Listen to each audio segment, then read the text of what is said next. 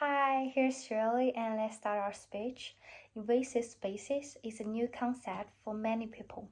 Basically, it refers to the situation when a species is brought into a foreign environment, either accidentally or deliberately, resulting in its disruption of the local ecosystem. Considering the potentially huge harmful effects of invasive species, more emphasis should be put on the study of interactions between invasive and local species interaction. Furthermore, local governments and international cooperation should work together to enact stronger policies with regard to introducing new invasive species to the local ecosystem without the channel of commercial distribution. Today, I will share with you the problems, causes, and the solutions associated with invasive species on local environment. First, let's talk about the problems. Because of the fact that invasive species are non-natural to the local habitat, it's highly unlikely that these species lack natural predators to limit their numbers in the new environment. Therefore, they are more than likely to overproduce and disrupt the balance of the native ecosystem. First of all, as mentioned earlier, the lack of natural predators is likely to cause invasive animals to overproduce, therefore endangering native species which compete with them for similar food sources. This has resulted in the direct reduction in population of many local species.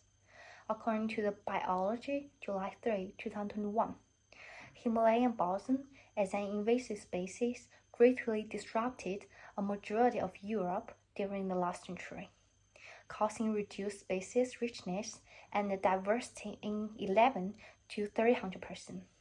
That is not all. Studies have shown that these invasive species are transformers of the local ecosystem, which means that they alter the composition of nature dramatically in chain reactions.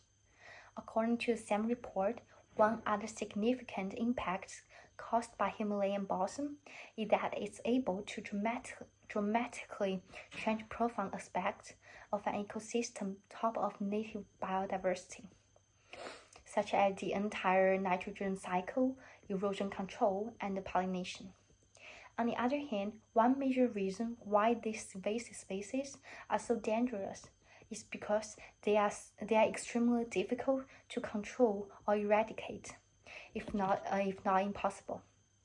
According to Sustainability, May 26, 2021, an invasive plant species named St. Cruz pauciflorus exhibits strong adaptability to environmental stress, especially drought. This trait has made it to be extremely dangerous to local agricultural products, causing massive economic loss each year.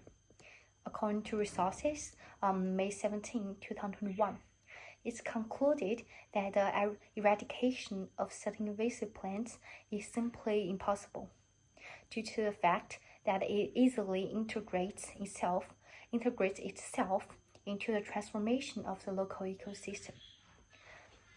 Now that I have talked about the problems, let's move on to the causes.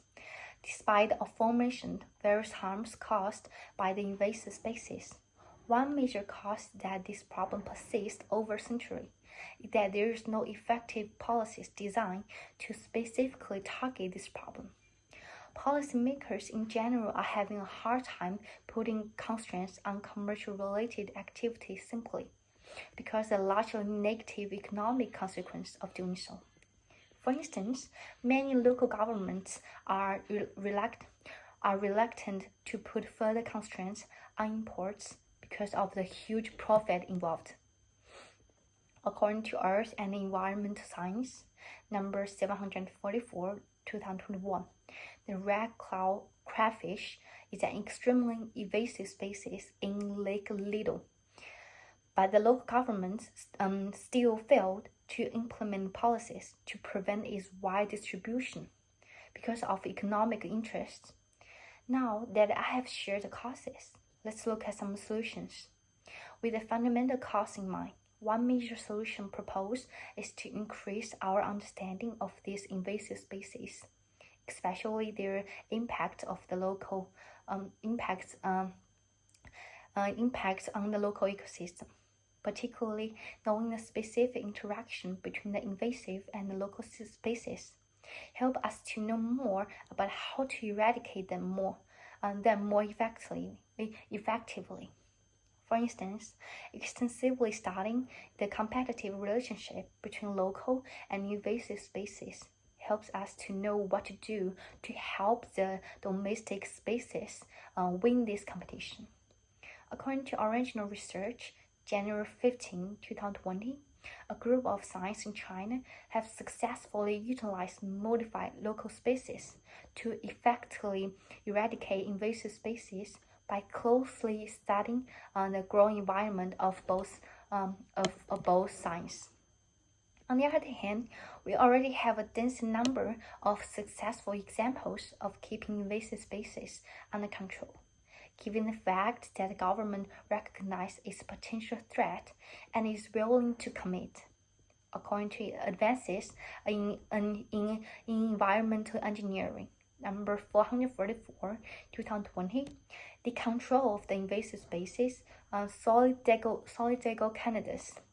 canadensis is Czech Republic. In Czech Republic is a relative success with relatively primitive methods combining chemical herbicides and mechanical mowing. Clearly, there are some viable solutions to solve this problem. Today, I have shared the problems, causes, and the solution associated with the current daily forest standard with you. With the current globalization trend, there will bound to be more invasive species losing control all over the globe in the near future. Therefore, it's vital that we study them extensively, so that more people are made aware of their danger.